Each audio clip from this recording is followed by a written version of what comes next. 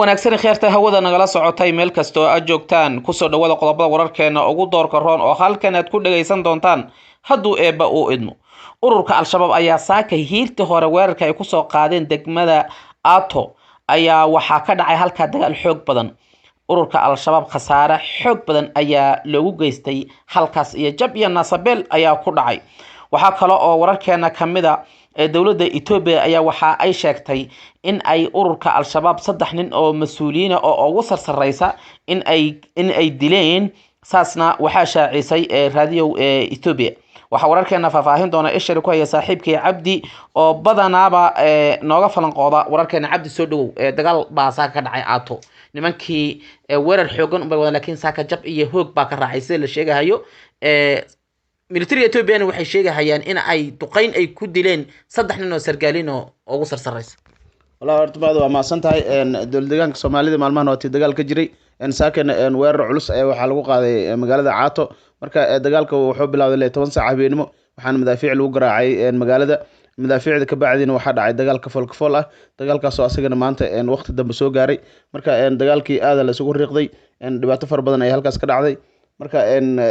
markii dagaalka soo gabagabay oo sheeg lagu kala baxay kadib waxa hadlay dawladda Itoobiya horta suuqa waxa soo galay marka hore information gole dawladda Itoobiya ay dishay marka wararka iyadoo la dhex maray haddana waxa waaye dawladda Itoobiya hadashay marka saraakiisha dawladda Itoobiya ugu sareysa waxay sheegeen inay dileen Cabdiciise Abu Muscab iyo Fuad Shangole iyo nin kale asiga leeyahay Abu Ubayda saddex sargaal ayaan dilnay dhahan marka wasii dawladda Itoobiya ay sheegatay laakiin warar hadda suuqa ka soo baxayo oo la isla dhex marayo hal saac ka hor waxa hadla leeyahay Cabdiciise Abu Muscab afayeenka howlgalada ururka Al-Shabaab marka ma hado meesha dagaal far badan ayaa ka dhacay muddo horena waa dhowr mar dagaal ka dhacay kana hadda waa dagaalkii saddexaad sano maleynay ma hado okay Cabdi hadda dawladda Itoobiya wararkeeda ay sheegaysaa inay 3 nin ay dileen hadda aad magacooda ku dhacday waa Fuad Shangole oo u qaabilsanaa qaybta propagandada iyo dacaadaha ururka Al-Shabaab iyo Abdul Aziz Abu Musa ninkaas oo asagana afhayeenka ururka Al-Shabaab ahaa iyo Ubayda Nuur ciise ninka lagu magacaabo oo asagana ahaa madaxa Bakool u qaabilsanaa Itoobiya waxay sheegaysaa in ay ragga ay dishay waana rag sarsare oo aad ogtahay inuu Mareykanku xitaa qayb kamid ah uu hadda ka hor uu lacag malaayiin dollar oo dul dhigay maantana waxay sheegayaan dagaalka ka dhacay magaalada Ato in nimanka lagu qurgooyo ay ku dhinteen laakiin sida hadda adigu warkeena hore ku jira sheegayso mid baa soo hadla leeyahay inta waxa sii dheer Cabdi waxa jira nin wariye ah oo Soomaali ah laguna magacaabo Jamaal ninkaasoo bariyahan dhex wareega degmadan Ato dagaal ka dhacay uu dhex maray jigjigana uu maray ka bacdina ururka Al-Shabaab ayuu jabooyinka hoose ugu tagay oo kula kulmay ninkaas sawirra uu qaaday ninkaas waxa la leeyahay in uu yahay ba shabaab laftiisa yaa uu ka tirsan yahay yaa hadda la cadeyn haya dalka London uu ku nool yahay hadda dalka Ingiriiska hadda wuxuu soo dhigayaa now hadda daqiiqado ka hor page-kiisa wuxuu soo dhigay Cabdiciise Abu Muscab inuu hadda now daqiiqado ka hor uu soo dhigay page-kiisa uu leeyahay wuxuu ka soo hadlay idaacad buu ka soo hadlay oo Al-Shabaabku ay leeyihiin iyo gruubo Al-Shabaab ay leeyihiin wuuna nool yahay ninkaas muxuu yahay dalkaas buuna joogaa ninkaas muxuu ahaa wallahi horta ninka Jamaal la yiraahdo asagoo wax wareysana anigu arkay laakiin aqoon fiican uma leeyahay marka marar far badan waa arkay asagoo page-ka wax soo dhigayo laakiin wariye aan aqoon fiican iyo taariikhdiisa fiican oo aqaan maaha inuu meelahaas tagay oo shabaab soo wareystay inuu kismaayo meel kale tagay inuu isha Ingiriiska oo joogo oo ku nool yahay waxyaabaas xogiisa mar dambe arkay marka hadii asaga ka wariye ahaan in ka xog badan yahay dadka oo xog badan oo heli og yahay laga yaabaa inuu nin wariye ah oo suuqa way ugu jirtaa oo mar walba meel wax ka wareystaa laakiin wixii kale asaga u qarsoon anaga ma garan karno laakiin ninkaas Jamaal la yiraahdo waa nin mar walba aad uga faalado wararka dawladaha iyo meel walba ay tahay ururka Al-Shabaab xataa uu tagaa oo soo wareystaa marka ma ogaan karno ma hado wixii rasmiga oo ninkaas uu ka tirsan yahay iyo shaqada rasmiga oo hayo laakiin inuu wariyaha ayaan ognahay xog kale oo intaas dheeraad aan ma hado kama hayo Cabdi su'aashayda waxay tahay adaan rabaa inaan hadda su'aal ku weydiiyo Cabdi su'aashayda waxay tahay sidiisaba military sirtiisa waxa ogaan kara nin kale military ku dhex jira oo bixin kara oo military kamid ah nin shacab ah oo wariye ah dagaal maanta dhacay asagana jooga Ingiriiska jooga Al-Shabaab gudihiisa wixii nool iyo wixii dhintay maxaa kala ogeysay bal arintaas adoo barka jawaab horta ninka wariye markuu yahay inuu dadka kale xog badan ama xiriir fara badan oo la leeyahay dhici karto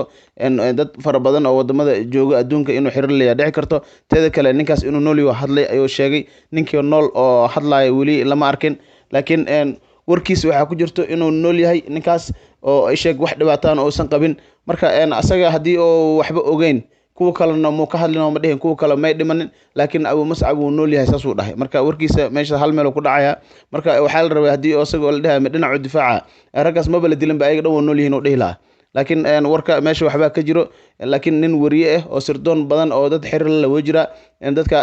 wariyaasha qaarkood waxa dhaqaale ay ku bixiyaan xogo fara badanna way helaan dad ayaa u jooga xataa meelaha sheeg Soomaaliya kale marka waxaan leenahay mahadow ninkaas xaaladiisa dib ay kasoo bixi doontaa iyo meesha uu ka tirsan yahay laakiin hadda wadan wuxuu joogaa Ingiriiska ayuu joogaa haddii oo ay ku cadaato in wax lagu haysto kolba kiiskiisa uu weynaan doona ayaga dacwo ku furi doona cabdi degmada Aato intaan la gelin ka hor ninkan lagu magacaabo Jamaal wuxuu imaaday degmadan Aato ciidamada new police ee buu maray sawir uu qaatay dadkuna waxay sheegaan in uu wato kaamira qarsoon page-kiisa Facebook-na darhad wuxuu ku soo qoray kaamirada anigu aan wato waxay ka qaalisantahay 50 halaad oo neef oo geel ah 50 halaad oo hadda jooga lacagtooda calaasha ugu yar baa $1,000 ah marka 50 halaad kaamira ka lacag badan yaan wataa buu yiri waxaana la sheegay ninkaas in uu qof oo kaamirayahan uun sadaba soconin keligii uu yahay oo shaqayso laakiin kaamira asaga shaatigiisa u dhax gashado oo qaaliisa u sheegahay in uu wato oo wax uu ku duubto lamana oga markuu wax duuban hayo dadku dhex socda war buu duubtaa wuuna tagay ka bacdin buu uu kala soo baxaa maxaan ku dhahay memory-ga uuna soo daayaa macluumaadkooda banaanka u soo daaya marka before ka hor intii uun tagin ururka al-shabaab meeshay ku tababaran yihiin jilib yuu degmadan u maray marka waxaan dhihi karnaa ninkan isla maalmo ka bacdina meeshan baa weerar lagu soo qaaday marka waxaan dhihi karnaa ninkaas waa sirdoon caadiya una shaqeeya ururka al-shabaab ninkan nin wariye ahaan wariyaasha kale ma soo ogaadaan cabdiw horta ninka haddii horta sirdoon oo yahay waxaa kaloo dhici karta meesha u malaynaysa inuusan ahayn oo waxaa laga yaabaa inuu sirdoon ka yahay wadamo kale oo Ingiriiska naftigiisa inuu soo dirsaday wadamo kale oo reer galbeed inay soo dirsadeen waa dhici kartaa laakiin horta isagoo wariye ah ninka oo haddana warinimo ku shaqaysto waxyaabo kalena wuu ku shaqaysan karaa marka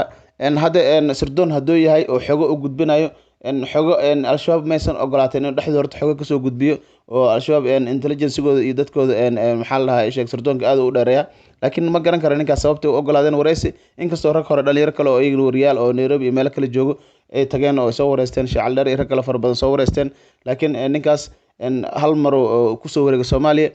meelaha Jubbaland ay joogaan wuu tagay wareysi kasoo qaaday dhulka shabaab joogaan wuu tagay wareysi kasoo qaaday meelo kale oo ayagana dowlad deegaanka iyo meelo kale xuduudaha wuu tagay marka ninkan oo nin socod badan ahaa kalsoonina uu isku qabaa meelaha markuu tagay xataa kaligiisa iska socda asagoo gaari wato oo meesha u galaayo oo waxa arkaysaa meesha dhex tagaayo oo xataa wuxuu ka sheekeynaa nidaamka oo isheeg ay shabaabka u shaqeeyaan xaaladeeda kore kala socdeen dhaa markaan gudaha galo adiga miyaa Jamaal miyaa Soomaali dhahay meel toos aan tagay waa wareystay marka waxba dhib kuma arkin oo dhahay kuwan kale Jubbaland sidoo kaleeto marka meelaha kale Soomaaliya dhan uu tagay wuxuu dhahay waxba dhib kuma arkin marka waa ogaan doona maada wixii warar oo ninkaas dib ka soo baxo insha Allah cabdi ninkaas wuxuu sameeyay xaysiino ayuu sameeyay markii uu tagay jilib wuxuu tagay maxaa isku beegay shabaab oo soo qalin jabiyay military oo si fiican diris qurux badan qaba gaardin haya ayuu ninkaas soo bandhigay iyo ayagoo geel hilibkii cunahaya haddana waxaa kaloo uu soo bandhigay manhaj ayaga ay dejisteen oo naag cadaan ah ay dad dumar oo kale ay barayso luqadda Ingiriiska waxa kaloo uu ninka wadan uu soo bandhigay